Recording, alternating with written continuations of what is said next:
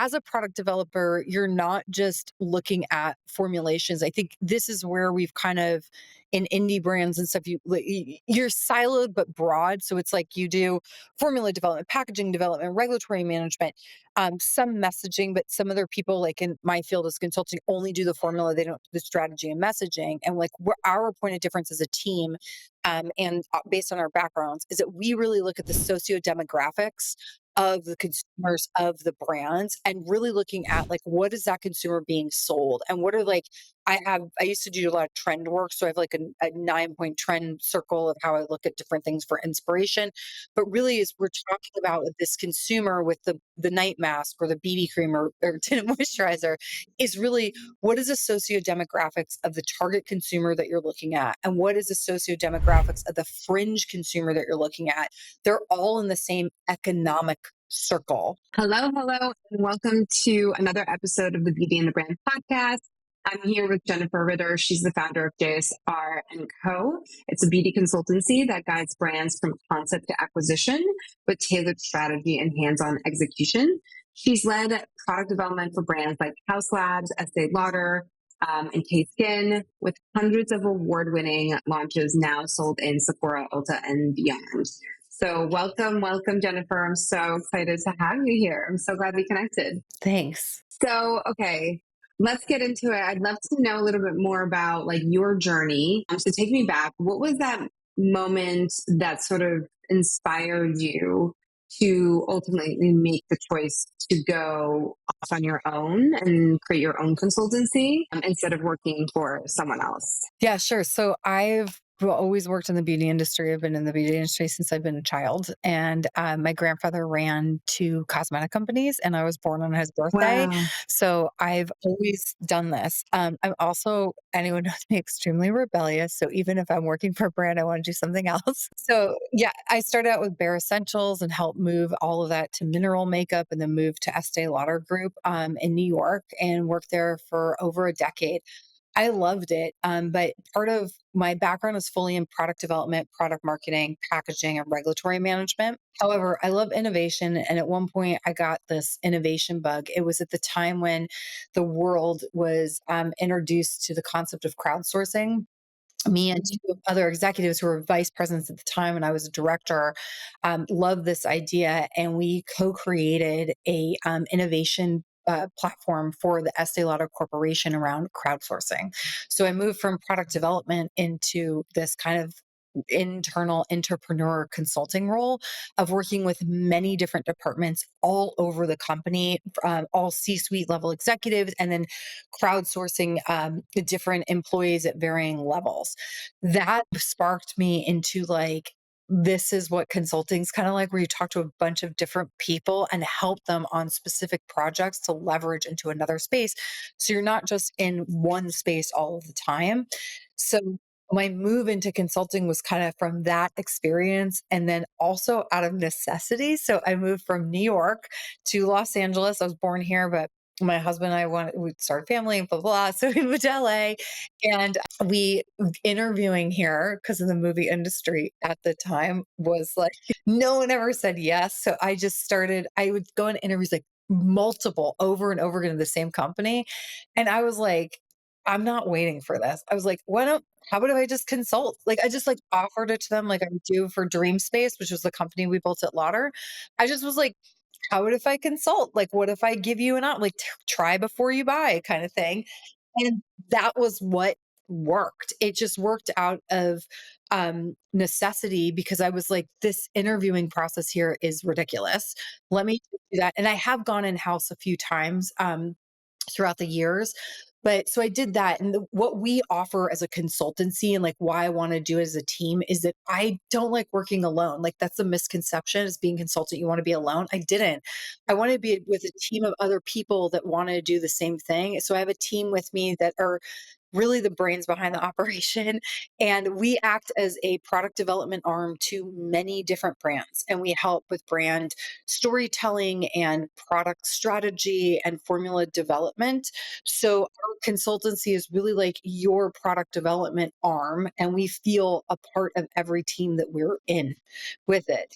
So the consulting jump for me was kinda out of full necessity and this dream space experience that I had, and then my background with Lauder of loving just, like, loving being in product and stuff, which And tell me more about like Dream Space. What is that? What was that? so Dreamspace was the name that we came up with at Estée Lauder Group for this crowdsourcing platform where it was like we found the dreams that you had for answering these service questions around innovation. And what I kind of learned from that program, which I did with some really incredible executives there, was I was really trained on our innovation thought process. I worked with IDEO and like a couple of people. It was really cool. And so, but the dream space idea was what it was like making your dreams come true. And that is truly where my team sits today is we work directly with founders and with turnaround brands. So we really think that like, or we really feel like we're helping launch these people's dreams.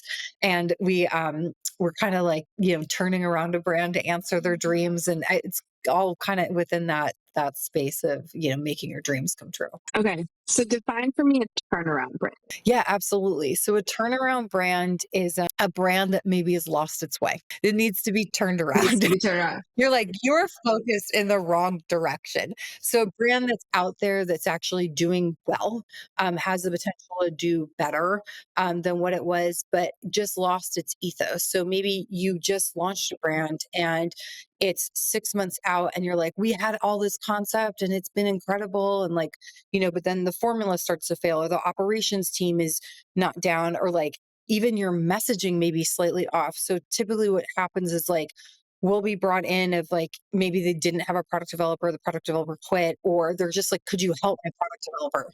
You know, and we'll kind of talk to them about like what is going on with it and then try to turn the ship around. We also look at, brands that are in existence for maybe 2 to plus like 30 years. How do they need to reinvigorate the brand and get back to the ethos of what made them successful prior? Part of that's really having a turnaround CEO and like a right leadership who's in the mindset of like, we're in a little bit of a lost ship. And like, we used to be great. And what is the problem that's going on here? So maybe like for us, we're always brought in with PD. And then we really look at the product specific, if there's formula specific problems. And then we also look at the strategy. Like, why don't you have a strategy? Which is 9 times out of 10, they don't. And it's like, why don't you look at like, and there's a lot of reasons like people are, oh, it's the person. It's not the person. There's mismanagement. And we're all about like empowerment and like looking at a team of like, let's listen to what people's pain points are and why they are upset, and then from there, like maybe you gave them 10 months on a timeline when they needed 14 months and you were failing stability and they were telling you or didn't, whatever. And so you have to like readjust. So then we try to look at like what is your strategic vision? What is your unique point of view? How are you aligning from a product marketing point of view into the strategy of the overall story and movement of the company? So, like your company positioning comes first, and that 5 year strategy from the CEO really drives that turnaround. So, if they can see 5 years ahead, then look at what the 3 year goals are. We'll then come in with a 2 year product strategy that aligns to that 5 year vision. So, turnarounds are when they lost their direction and are facing in a different way. We come in and look at the minute problem first because maybe it's like a formula issue. Then we also take a step back and look at the 10,000 point view of like, where is your company going? And we talk directly with the CEO about what their vision is. How are they telling the story? What is the marketing team doing? How is that communications effort being shown? How in products can we support what you need and help to drive those levers down into every formula we make Mhm. and as well as operations. So we work a lot with ops Okay. Okay. is executing. So turnaround is that finding your new direction. Okay. And you mentioned there's so many questions I have, but Yeah. what is it that you often find a brand had a plan and they just abandon ship of the plan eventually at some point, or do they not have a plan from the beginning? Like, what is more? I think there's both, to be honest with you. I think it just depends where you are. So if we're like a new startup, like we have an idea, right? And well, we'll meet with you and we'll say, what is your idea? Explain it to us. Cause we're also interviewing, like, do we want to work with this person? Like, do they actually have a vision or do they just have an idea, for a product? Like they want to make a cool, dry shampoo that because they don't like any dry shampoo. That's not a brand. That's just an idea for a product. So we meet with the founders and say, like, do you have a vision? Like, we try to pull their stories out of them to try to get them to a place where we can brief an agency or a marketing person or whoever, like a fractional, whoever we're working with, to build into a longer term goal of like a big calendar item. So for brands that have launched that need a turnaround within it, I think that sometimes they never had a strong enough story and they had a cool product and great visuals and they had like maybe cool 5 products and they're like, I never thought past 3 years or I never thought past 2 years. Or they're an existing company that's been around for a long time, and maybe it was like the owners sold it, made a ton of money, and got out, right? So now they're under fully new leadership and they lost the heart of their company. Or it's been around for a long time, like, and that heart person left. They've evolved into something else and they're trying to tell the new story, but like the products don't align to that. Like your packaging's all like Dior gaudy huge, but you're trying to be a natural, skin like, that's not aligned, like, at all, like, you know So do you then bring them back to their original roots, or do you move everything Yes. forward? Like, typically, do you go back to the roots, or do you move everything forward towards like that new vision or whatever that new direction they took, the pivot? Well, I think that that's a great question. I was answering in the middle. Let me go back to the beginning. Is that um, we always look at how they launched and how did they get there? And then why did they make the pivot? Because, being in elementary school doesn't mean that you're in college, right? Like you evolve like fully. But the ethos of your like, friendly vibe could always be there throughout your entire life. Like your curiosity always there. That's what makes you yourself as a human. It's what makes you that of a brand. So like if you are a makeup artistry brand and then all of a sudden you want to become a skincare brand, that does not align. So, like, but if you like, there's like everybody is like, you need to have skin. It's like, okay, like, when Mac locked skincare, it seemed like such a departure. But if you add in like a primer with skincare benefits and it gives you a skincare finish, then you can be the makeup artistry line that now you have a primer with skincare benefits or like like things that make a sense that are adjacent instead of just like jumping off the bridge. So we always go back to the original ethos. Why did they pivot to where they are? How can we incorporate the both aspects of that to keep your loyal consumer base, have them talk more about you and buy more from you, as well as recruit someone that was new or if you're an existing brand for that long, you may get your consumer back that you Wow. because they start to see what you used to have back into the Okay. brand. Okay. And tell me a little bit more about like what causes these brands to kind of get off course. Obviously, I heard you say like potentially like starting a new category, but like sometimes it's the CEO leaving or the founder originally leaving because the brand gets sold. Any other sort of reasons or things that you see that cause that? Yeah, I mean, I think that people lean too much into trends of TikTok, social media, like trying to be everything to everyone and not leaning into their ethos. And what we're seeing now is that that's really what the consumer wants is they are looking more for longevity and in like the integrity of your brand. So I think that people get caught up in TikTok trends and Instagram trends and like influencer chasing and things like that. I think they also try to launch too many products that don't align with a brand message. They are pressured by, themselves, private equity firm, venture firms to launch faster, faster, faster. And they'll launch before stability's done and it goes unstable or they over order in operations. So like sometimes it's not even like the consumer not wanting to be part of it. The consumer kind of feels your internal pains. So, like operational mismanagement, like over purchasing of products or over purchasing of formulas, not watching expiration dates, not being able to ship correctly, shipping broken products, within it, out of stock too much, which is a potentially a partnership between a retailer and you, like not managing your. So I think that, a brand loses its way. It's not just like marketing and sales. It's definitely like, you know, something failed with a formula or operations or, it could, it could be every aspect of the business that fell off the train that lessened the quality that you are delivering and the commitment that you're delivering to your consumer. Okay.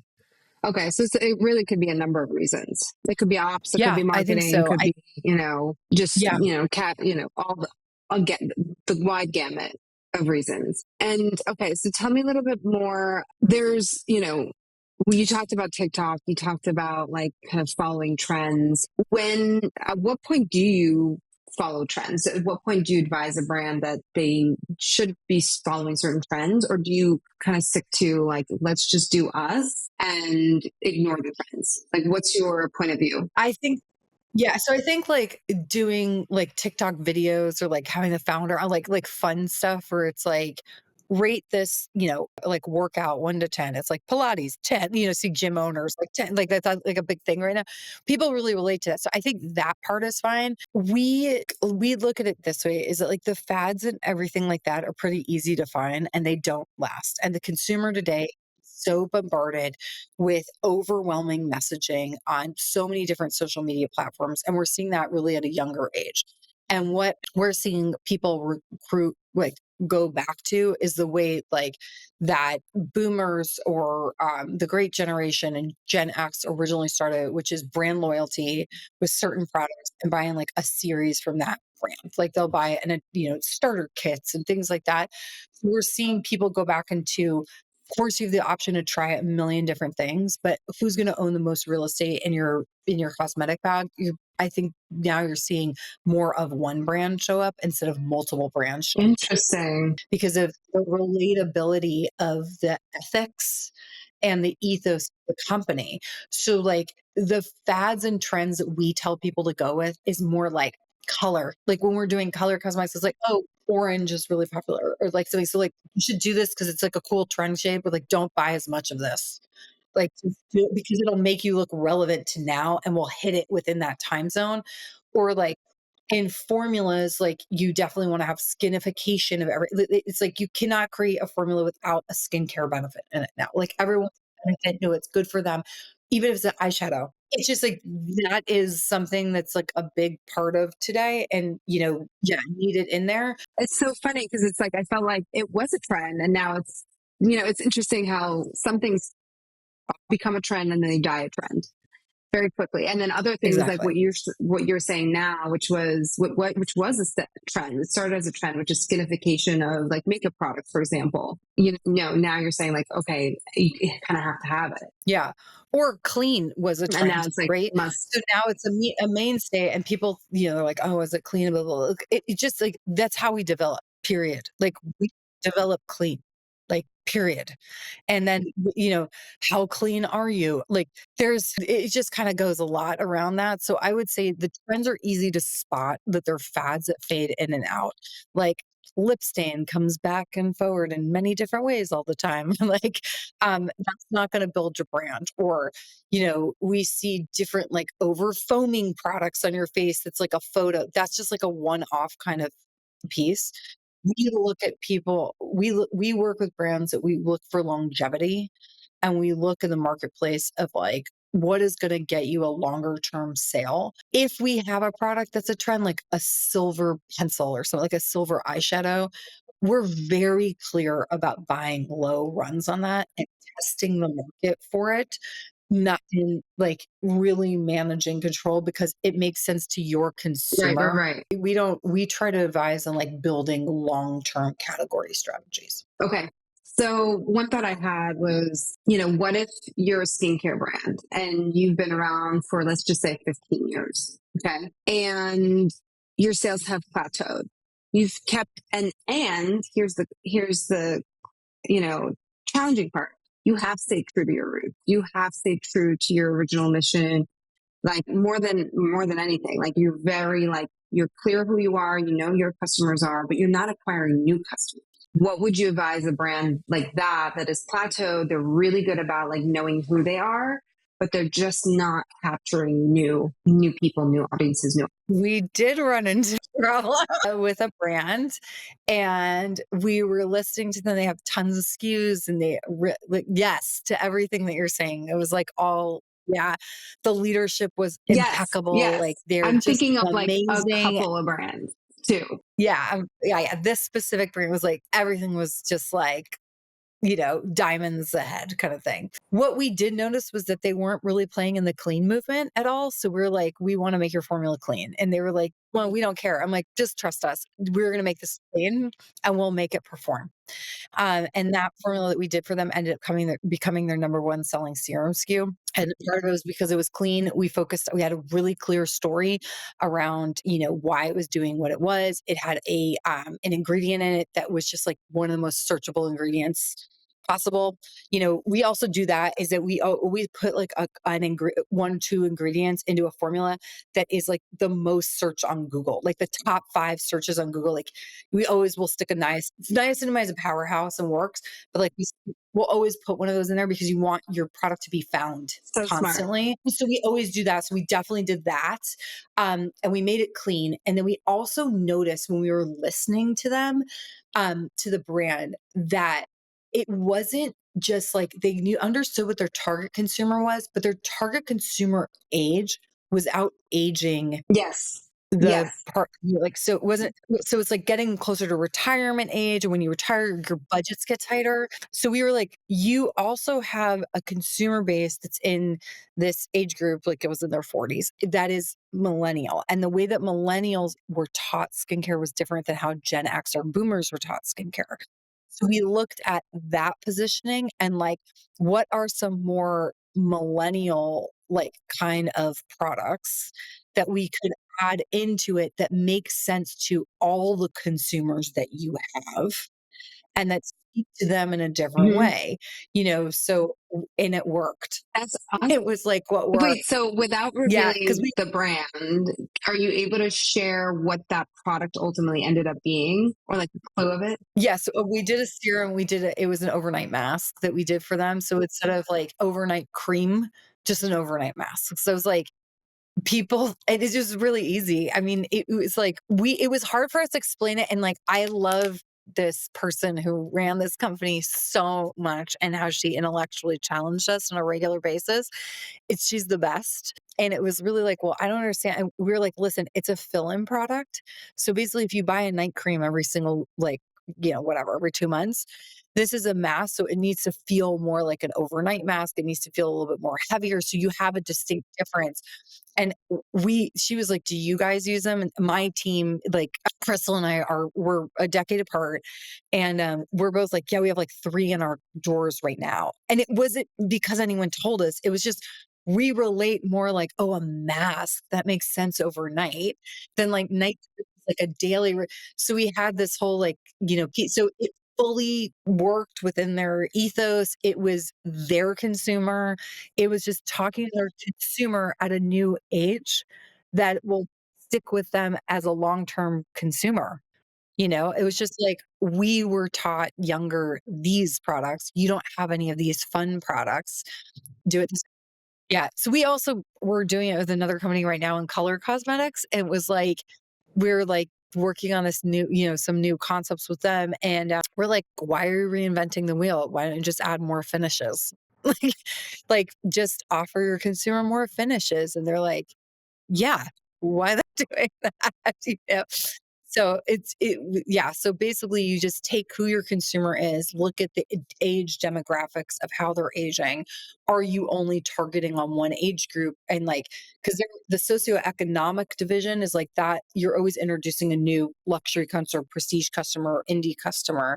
It's just more like, how do you recruit the new customer at the younger end of that demographic or the older end of that demographic that you were ignoring? You're so targeted at age 22 or to age 36, you forgot about 18 or 40. Right, right, right, right. That makes total sense. That makes total sense. Yeah.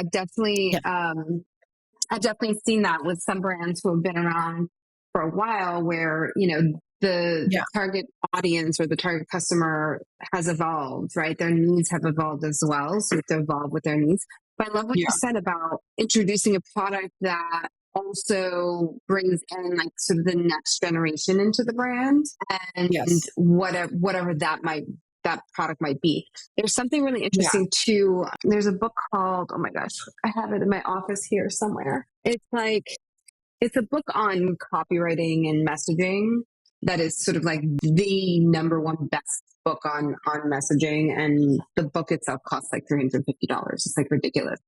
And I wish I had the title in here. I know I have it in here. But the whole, I know, I wish you had the title too, like, I'm buying it. it's an investment for sure, but it's a great investment. But the what it talks about a lot is like mass desire and how mass desire changes over time. So what does that mean? That means Yeah. like exactly what you said.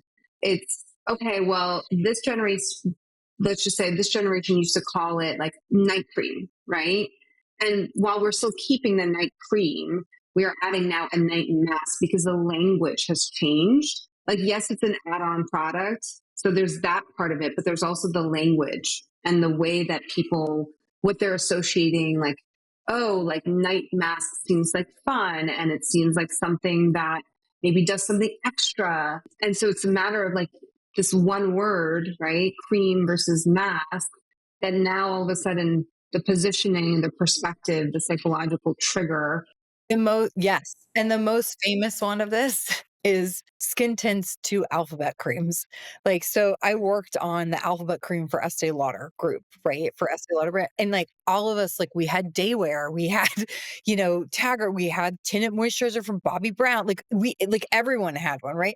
All of a sudden, out of Korea, it was a German doctor that created a BB cream that was, like, pasty pink for, when you go out and outside after having a laser peel, that you wouldn't react to the all of us were just like, "This is tinted moisturizer, right?"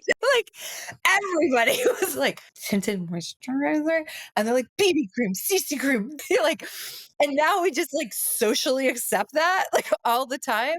Yeah, and so it's like, all of a sudden, like, we see in it, like, with IT Cosmetics, the CC cream, it's a color correct makes sense for IT Cosmetics, it fully does, but it's a full coverage, you know, it's a tinted moisturizer. It's a full coverage, like, not so fancy tinted mois but then all of a sudden, like, I have a 27-year-old daughter, and, like, she's like, "Have you ever tried a tinted moisturizer?" Like, literally, I was like I was like, "What do you mean?" I was like, "What do you mean, Brie?" She's like, "Well, like, I've used, like, BB creams before, but that's, like, really about, like, evening the skin, but if you would just try, like, a tinted moisturizer," and I was like that Oh is, my like, the God, most I am famous one, dying but right again, like, now. Like, this is right? so But she's Gen Z. So she's Gen Z, so to true. her, she's like, it's like if you never saw a Post-it before, you're like, "This is the most amazing thing I've ever seen." The paper was Oh my sticky on it, God, like, I'm "What?" dying. So, for her at 27, she's just like, "Oh, but, like, a tinted moisturizer is brilliant." Yeah, Like, it gives me all it's my skincare groundbreaking. needs, and then it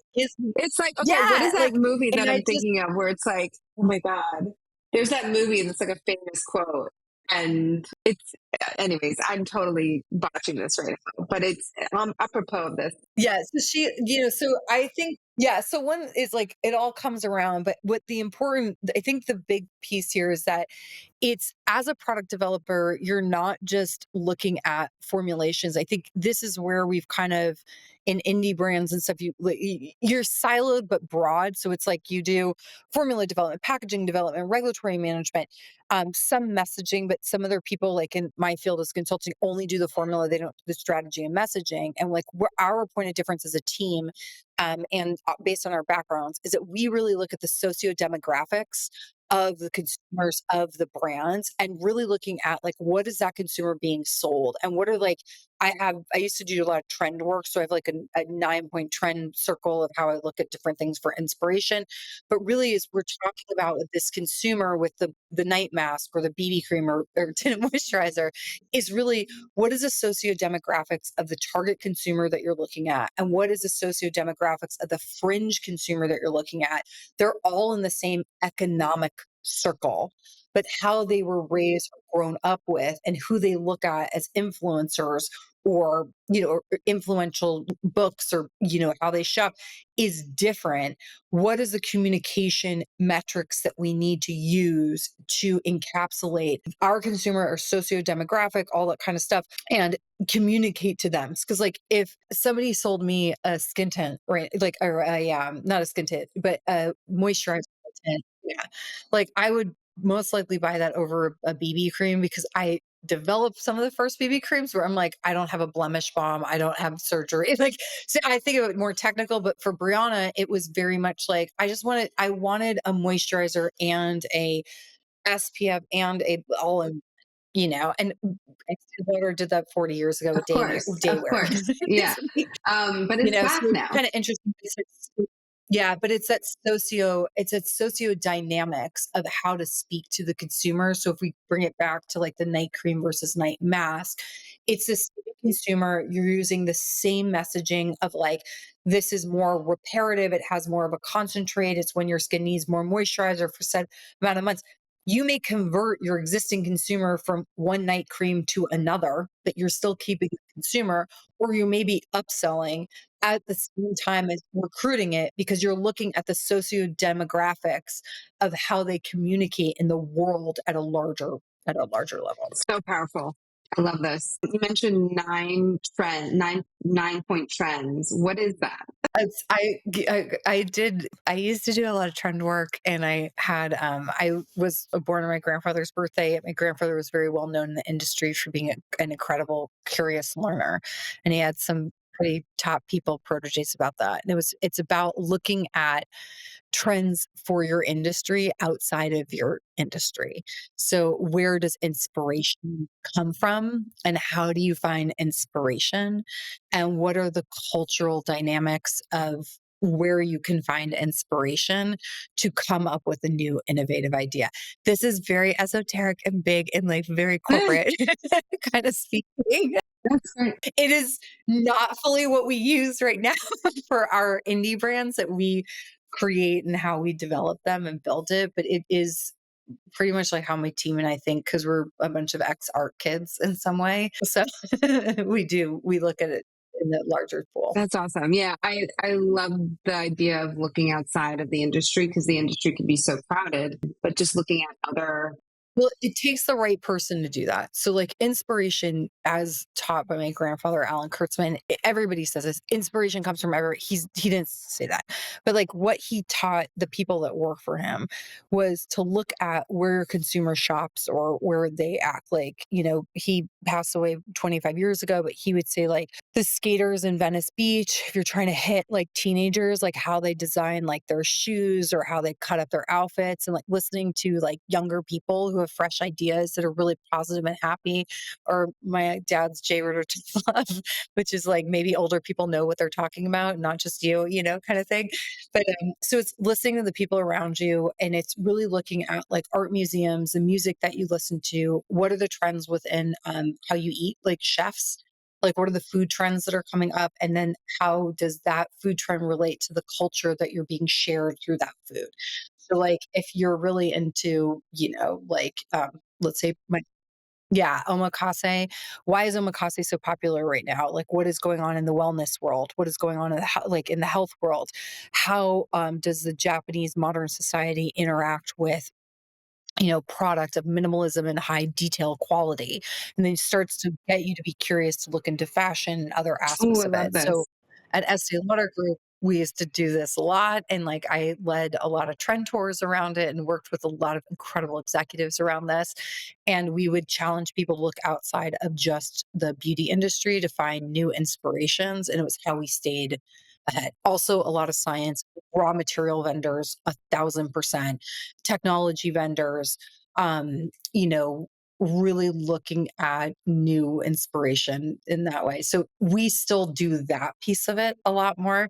I just don't work with as many big corporations. So I'm not like in that bigger IDEO kind of management kind of style. Fascinating. So cool, but it's still very much relevant, right? Like if you're, and actually, I would think It's even more completely relevant relevant. because your resources are limited, so you kind of have to get it right Yeah. on the first shot. Yeah, you do. And I think that, getting it right when you're launching a brand and like trying to get into a big retailer, right? Like, let's say, I think this is where this kind of comes in is like who you are as a person, because founders win a lot of times. Like the founder factor wins. Celebrity, influencer, whatever.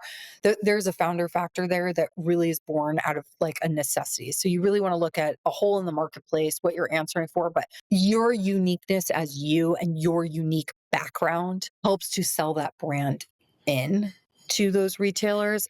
Writing your story, you want to make it sound as much authoritative as innovative, right? So it's true to who you are, but it's authoritative and innovative. Then you want to make sure that the products that you have layer easily and work well together. And then this is where you do need to know the other people in the store. Like, if you're like, let's say you're a skincare brand, who would you be as a hair care brand? Who would you be as a color brand? Because you want to, even if you weren't in Sephora, like let's say you're in Bloomingdale's or Nordstrom's, you still want to help that beauty advisor or in Sephora cast member sell your product across all Love this. categories and understand how it works together.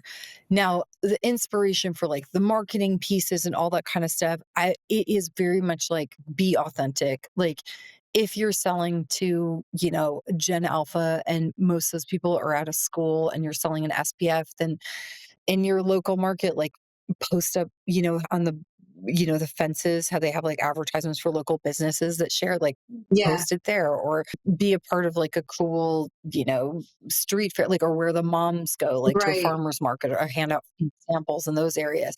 So you're like authentic to your Totally. consumer and you're thinking about it in a different way of how they live their lives. That's where like that trend piece comes in. So when you're talking to like a retailer, they want to see that you understand who your consumer is, what hole are you filling for them with that consumer, and how do you answer to the consumers that they already have and make them feel like special that you're in that store. The other big things too is knowing what we were talking about before is your strategy and like long-term plan. So you need to have like ready for them like at least a 2-year vision, which is important. And they, even you can change that vision, like, no one cares, like, if you change it, they just need to say that you have beyond Right. those 5 products. So I think that when you're thinking about stuff innovatively and, like, in a different respect, and we're looking at the world around you, and you're like, "How do I as a brand fit into that world, said world, Sephora, Ulta, Blue Mercury, wherever you wanna go, who are the other people that are in that world? What is my unique and individual, story? How do I answer the consumers that are in there and that they're happy to see me, as well as bring in my own new band of outsider misfits that come in with that brand? And am I, from a social and marketing point of view, hitting on those touch points of different demographics to bring that inspiration back into the company? So many great ideas, so much food for thought. Relevant to like getting into a big box retailer.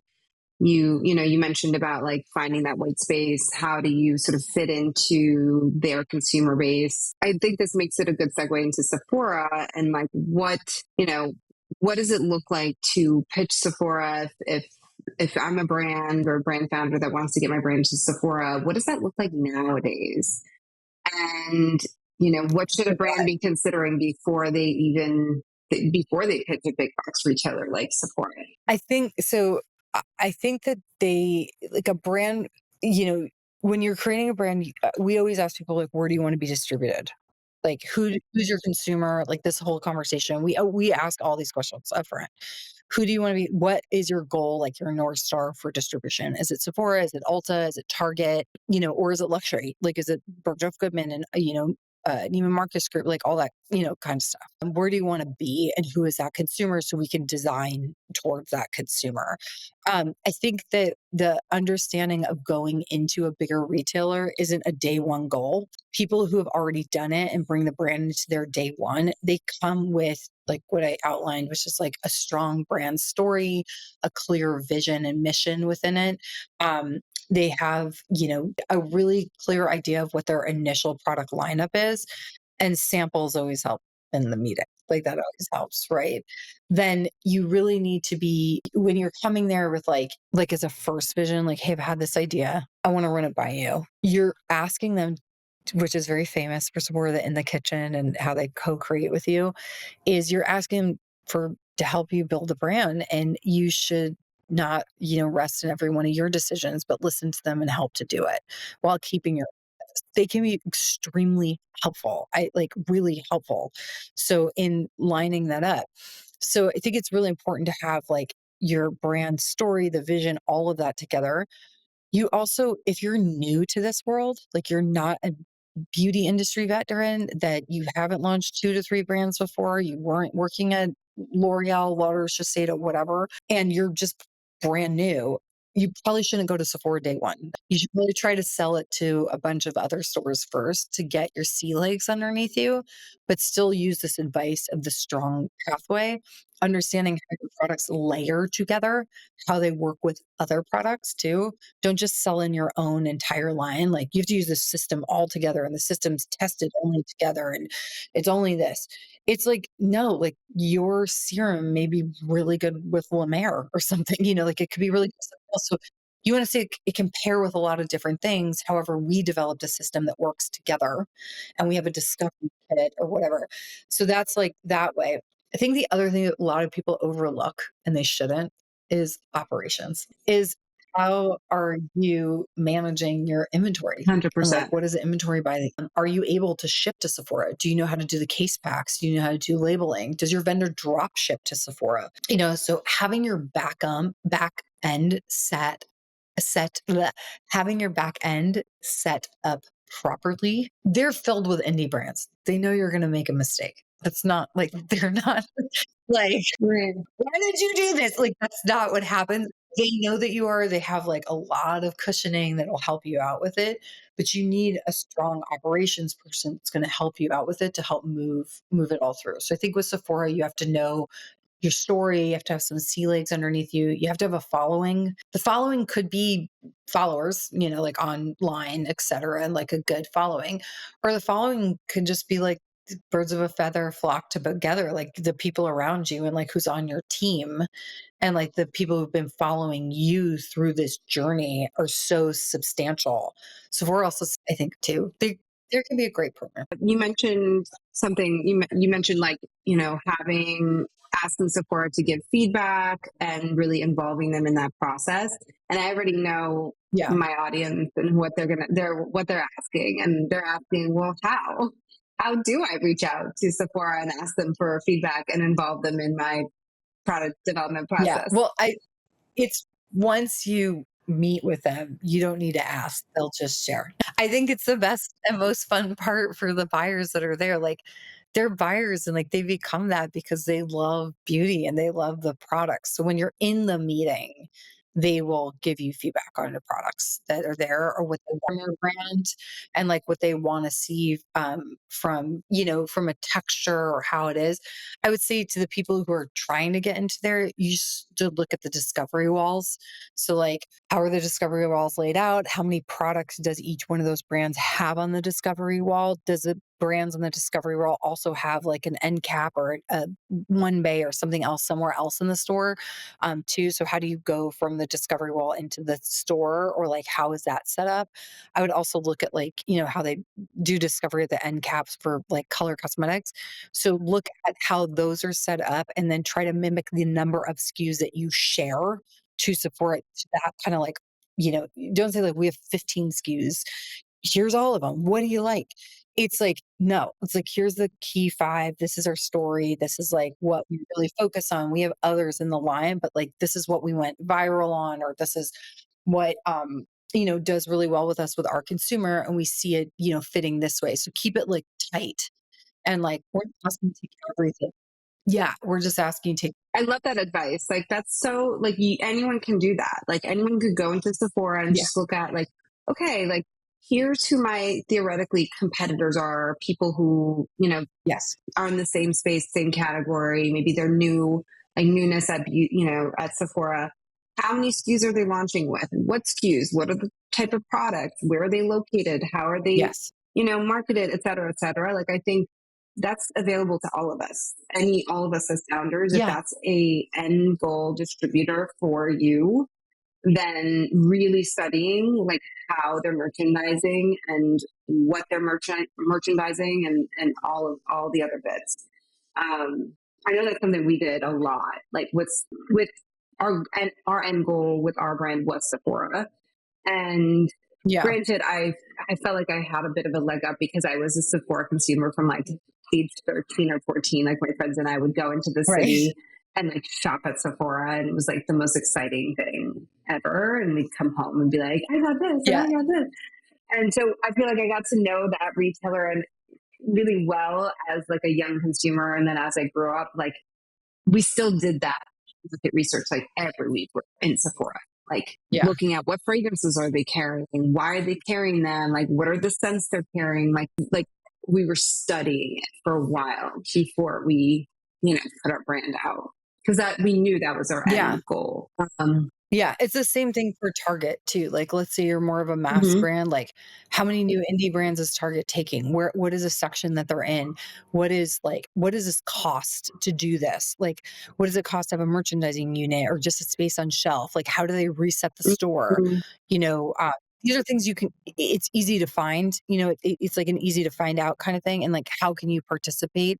How are you setting yourself up that's different? Like there's a lot, you can go into a lot of detail and market research, but I would definitely say, yes, to your point and like your personal experience, it's the heavy market research that helps you to be successful when talking to a buyer for the first time, that you understand them, that you're looking at this from a partnership, that you did as much as you could to research them as they are researching you, you Yeah, know? So it's like the research is yeah, mutual within there, and you're looking to how can we enter this relationship from a mutual respectable position where we're each gonna invest said amount of money into promoting one another, right? Because Sephora's gonna promote you, and you're gonna be part of a marketing campaign with them at some point, not an individual, but, a group, whatever, some kind of marketing campaign. How are you re-promoting what they're asking you to focus on your social media, on your website with your consumers? So it's like it's a true partnership. So why not do all the research before you go to them?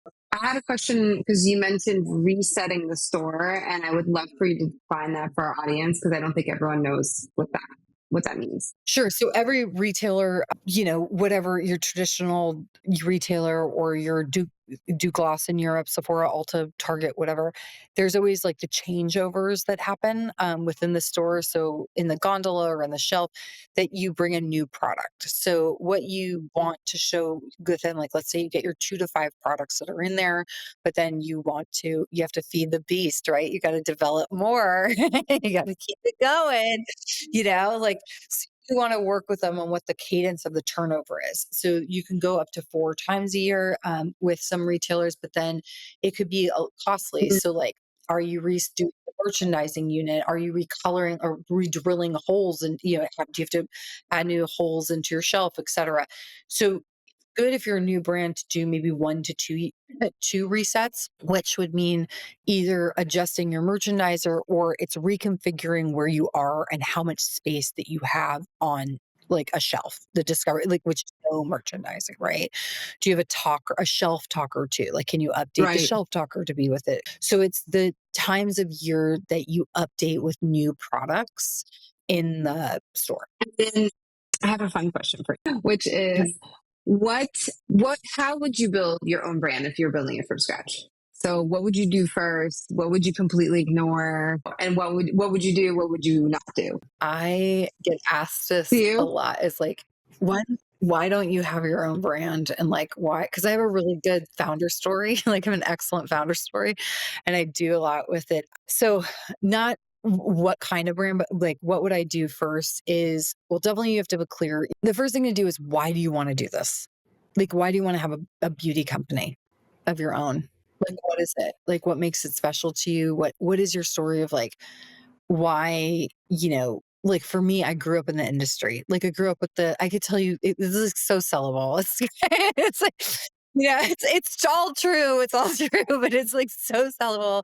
It's like, I used to go to the office with my grandmother, like, down in Max Factor when it was still, he ran Max Factor, and I met these incredible legacies in the industry, but Annie Carullo, Leslie Blodgett, like, were there. She created Bare Right. Essentials, and Annie ran Lauder. I met them when I was children. And, like, I would be able to create my own concepts. They show me how to write concepts, and, like, then I presented them. So That's it's like, amazing. you have to, yeah, so it's like, for me, I'd be like, "Why do you wanna create a brand?" Because I always grew up in this, and I love everything that I do, and the products that I would create would be my favorite curated products, Mm, right? So it's like, I think that you have to have your, like, this cute, fun, relatable kind of story that's together, and then why did you create the products that you are creating? What is the need that you see that is different than other people? And it can't be because I couldn't find what I liked in the yeah. Oh my marketplace. God. Can you say that again louder for everyone in the back? The people in the back. Yeah, yeah, yeah. Creating your brand isn't because you can't find what you needed Yes. in the Yes. marketplace. Yes. Yes. That's not true, right? You can find whatever you need in the marketplace. It's your spin on what you liked and the relatability of you and your story that gets people to convince of why it's there.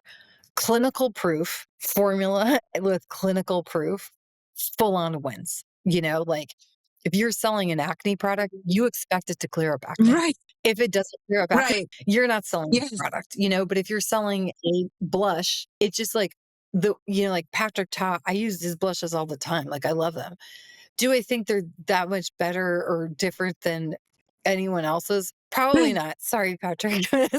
Probably not. But what I love about it is it's a cream and a powder in one thing.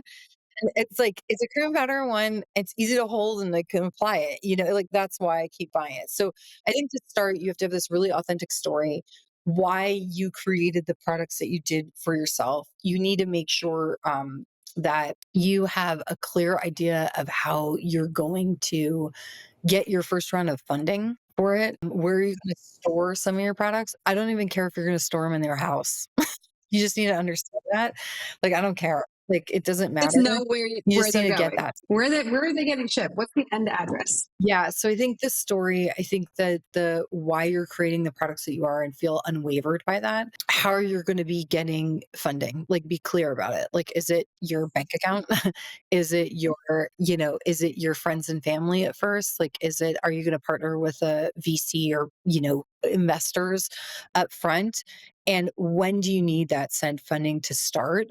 I also think that the most important relationships I have in business, besides with my team, who's brilliant and really the brains behind everything, and operations, is my vendor partners. My vendors are my longest relationships with people, the business development people and vendors who have moved with, like, to multiple companies. Like, you working your vendor partnerships and trust with the vendors is a long-term relationship that you're entering into. I mean, shit happens, you can move, like, vendors, whatever. You don't really want to, you know? There's a reason why these vendors have been in business for a long time. They've been making these iconic products. They, like, never move, Right. you know? You always get a pathway to ownership. It's like, you can get that done, but, like, you need to be in a partnership with a vendor that you can do this first run with, but your second and third run, and, like, how they think about multiple products. So step 1 is your story. Step 2 is, like, authentically why you're creating these products and what they are. I would say step 3 would be around, what is, like, where am I gonna get this money to start kind of thing. It doesn't have to be a full plan, because once you start thinking about, like, I need to get money from not my bank account, but other people, like, let's say, then you start to get introduced and you'll just refine your deck as you go. Like, the deck will kind of come together, within it. So I think that piece is important. And then once you have said monies, to start developing, it's the vendor partnerships that are the most important, and then operations, and then you go to, like, marketing. You mentioned like the path to ownership. Uh, I know this is a big topic within our community a lot. What's your sort of perspective on this? Because how I interpreted that phrase, path to ownership, is that you are not getting ownership up front and that the Yeah, pathway. so formula ownership is a, you know, there's definitely different opinions about formula ownership, and we work in many different ways.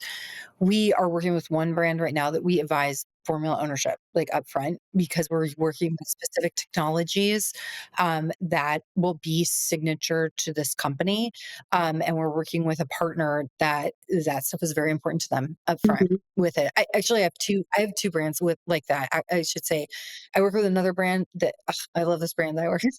They're the best. But, I was, like, working with this guy, and all of a sudden I was like, "No, you need to own all your own formulas." Just listening to him, how he wants to do stuff, I was like, "For you," I said, "I typically don't say it to everybody, but you need to own all your formulas. It's just who you are. We just need to have it for you." So, I think there's 2 ways. You can work with purchasing your own formula with an outside lab, and then you can tech transfer it to wherever you wanna go. You can even work with a manufacturer and buy it up front, depending on the manufacturer. But you're working with that is really, in my opinion, around people, brands who have a very specific technology, clinical kind of active thing, or if you're new, like, you have something that's there that you need to have, or if you're an existing brand, you never own the formula and you want to make it as a signature formula. But basically, for a new company, if you're clinical, you want to do tech transfers, you know you're going to be expanding, then own your formula up front. Work with an amazing chemist. I have a bunch that it can really work for you.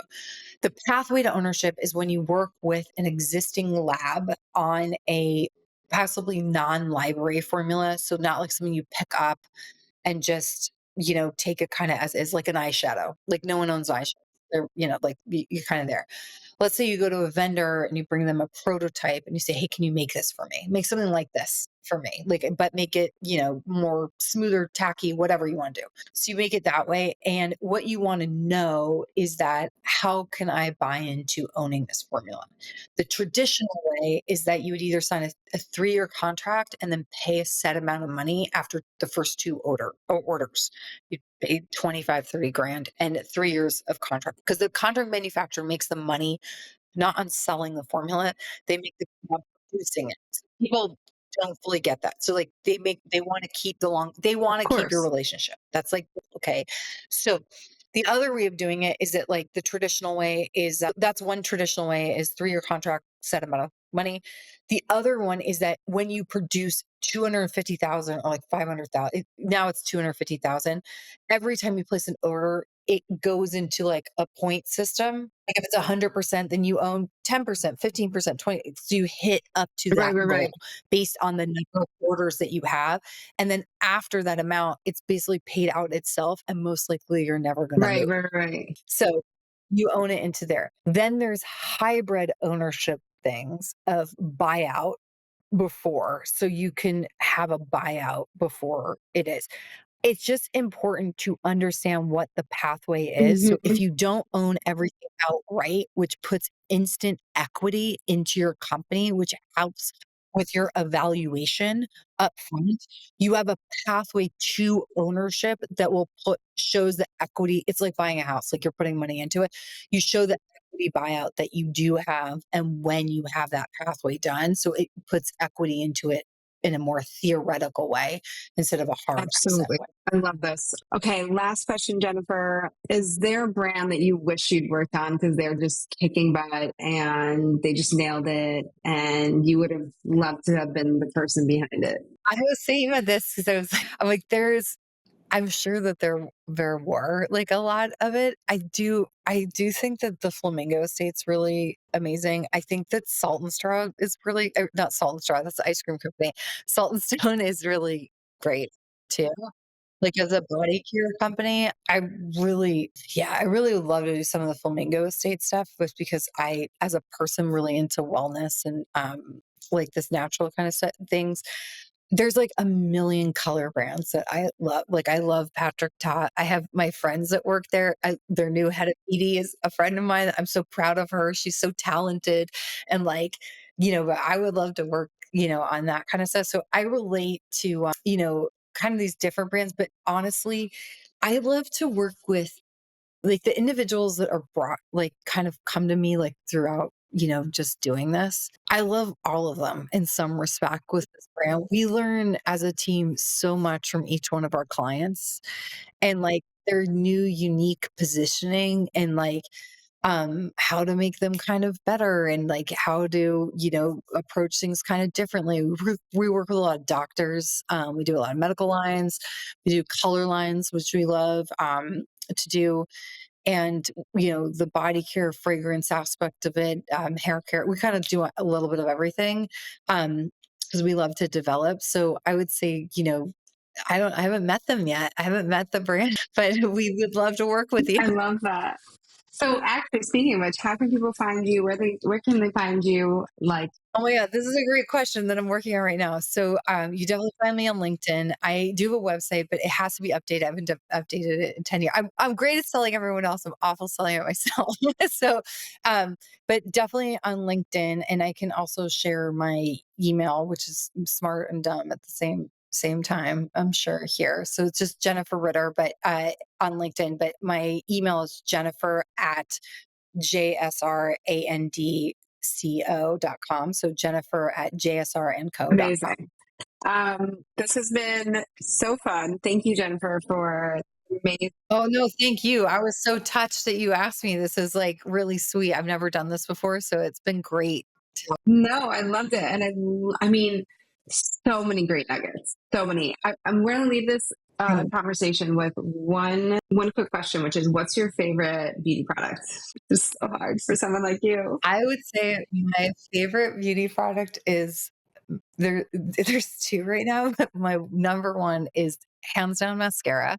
I look like I do not have lashes if I don't put on mascara, so I'm always wowed when I put on mascara. I will say my new favorite mascara is Stila's new mascara that just came out. It's a, tubing mascara, and Ooh, it has lengthening benefits in it.